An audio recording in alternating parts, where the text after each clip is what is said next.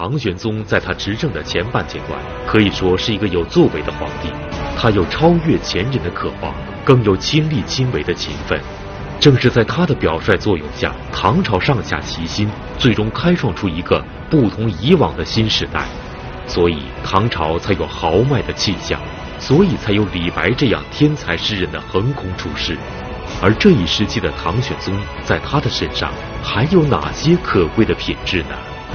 请继续收看《中国故事富强篇》第9集《玄宗时代》。开元前期的唐玄宗应该说取得了一系列辉煌的这个成就，而且他身上还有2点应该说是难能可贵。一个就是注重这个节俭，他非常的注重这个节约你要知道他继位之初，他面临的是一个什么样的局面。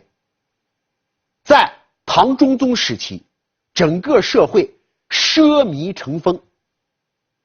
社会风气已经堕落到了一个无法收拾的这样的一个地步。而唐玄宗上台之后，唐玄宗尤其是在战胜了太平公主之后，唐玄宗真正的开始掌权了。唐玄宗就开始了一个廉政的建设，而且他以身作则，首先从自己做起，并且要求百官都要和自己一块儿过节俭的生活。比方说开元2年7月，他就下达了一个命令，什么命令呢？要把那些多余的金玉宝器都把它毁坏掉，百官按照规定该佩戴有什么玉石装饰的你可以佩戴，但是除此之外禁止你们过那种奢侈的这个生活，甚至于已经织成的那些锦绣之类的东西，他都下令要染成这个皂色，也就是染成黑颜色。宫中的织锦坊，当时长安有一个，洛阳有一个，他下令全部给我裁撤了，不要过最简单的生活，就是这个意思。有一年正月15，这个正月15唐朝的风俗和现在是比较相似的，都要观花灯，都要狂欢一下。结果呢，这一年唐玄宗呢下令全天下大补3日就是大家可以举行宴会，而且呢可以举行各种歌舞表演，而且在这一天他还想登上城楼，晚上他想登上城楼去看一下这个城内的这个热闹景象，凑下热闹。你要知道唐玄宗早年间在还是藩王的时候，唐玄宗就是一个很好玩的人，这个人性格很活泼的。当了皇帝之后呢，他还想继续这样的这个快乐的生活，但是你要知道这阵你身份不一样了，你是皇帝呀，你的一言一行全天下可都看在眼里呀。所以当时大臣严挺之就给他提出来说您不能这样做，您现在一举一动要想到要成为天下的一个典范，所以像这样的热闹别人能凑你不能凑，你不能去，甚至于你宫中这个节日过得也要节俭一些。唐玄宗马上就听从了他的建议，下令不上城楼了，要节俭过日子。皇上提倡节俭，那么臣下还好意思奢靡吗？所以当时的官场风气得到了一个根本性的扭转。整个唐玄宗统治的前半阶段，应该说大家都过着那样简朴的生活。姚崇、宋璟等人就是这方面的典范他们甚至于有的连自己的私宅都没有有一段时间甚至住在办公室里边。还有你比方说这个大臣这个卢怀慎卢怀慎那个死了之后留下了家产，自己的那些儿子们甚至连基本的温饱都难以保障，都已经到了这样的地步，你可见其廉洁。唐玄宗还有一个特点，这个人特别的重视这个民生，他高度重视农田水利的这个建设，而特别的重视这个民生。每逢灾疫，他都要主动的减少自己的膳食，以示与民同苦。而且这个人很难得的一点是，大家要知道，他是作为一个宗室，一个郡王，后来当了太子，进而当了皇帝的。这个人除了幼年有一段时间是在宫中生活的之外，大多数时间段他是生长于基层的。李隆基早年间在基层的这个经历，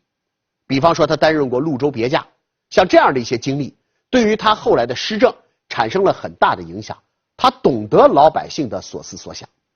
所以这个人非常的重视这个民生。在这方面应该说他给全天下都做了一个良好的一个典范。当时的大臣们和他一样，也都非常的重视农田水利的建设，重视民生。当时有很多大臣，咱们这么说吧，唐朝300年，你要说农田水利哪个时间段是一个巅峰的话，首推就是唐玄宗开元天宝时期。开元天宝时期的农田水利建设达到了唐朝的一个最高峰，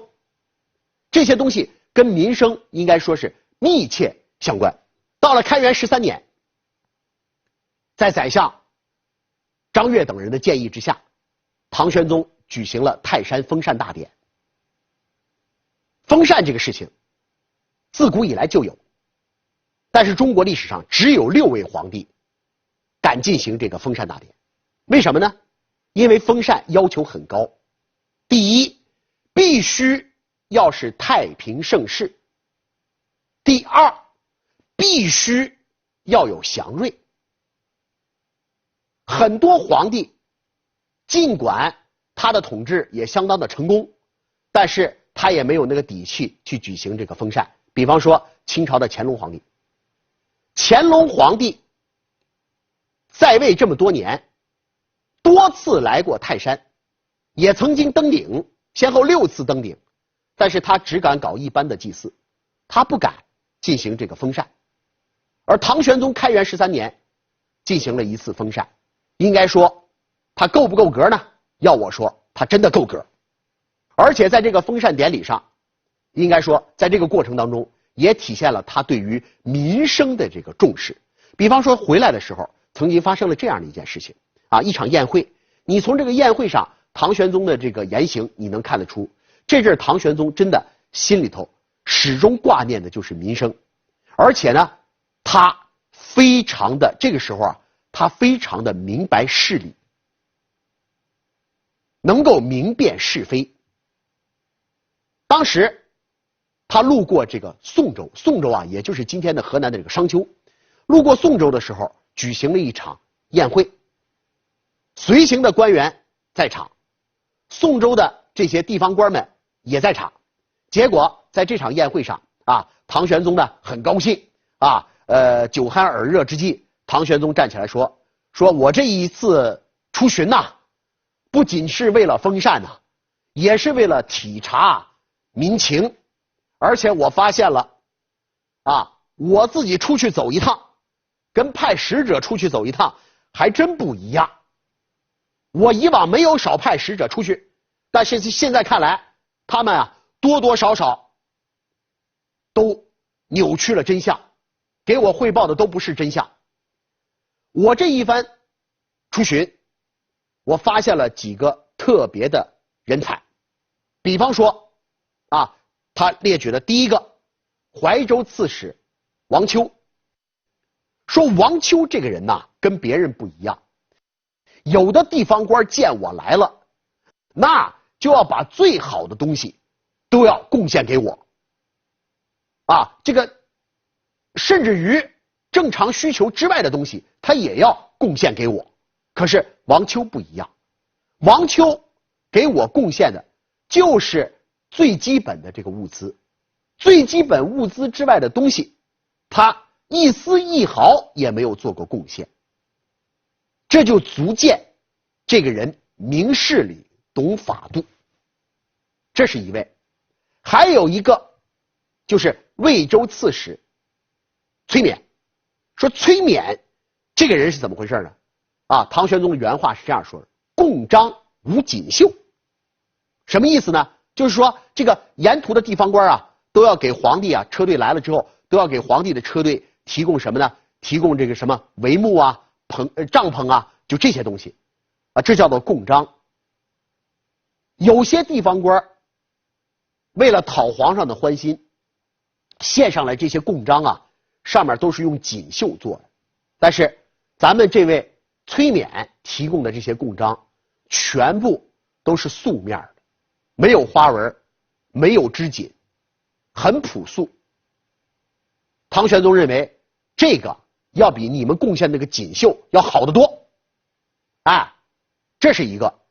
还有一个第三一位是谁呢？是冀州刺史裴耀卿。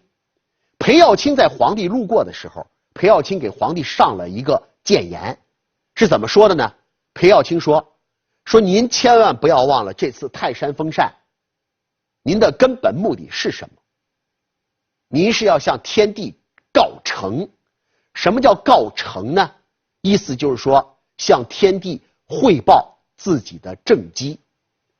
汇报说我们现在天下已经是天下太平了，太平盛世。而裴耀卿特别指出，如果您这一趟出巡劳民伤财，给老百姓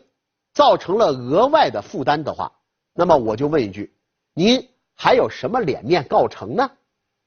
就是这个意思。所以皇帝拿到这个之后也很高兴，皇帝特地把裴耀卿的这封谏言放在了自己随身的那个金函当中，时刻拿出来警醒自己。唐玄宗下诏要求把刚才提到的官员全部都加官进爵，委以重任。唐玄宗此时应该说他的头脑是非常清醒的，他的施政是卓有成效的，他的理念应该说是符合实际的。在他的统治的前半阶段，唐朝迎来了一个最鼎盛的阶段，这个也绝不是偶然的。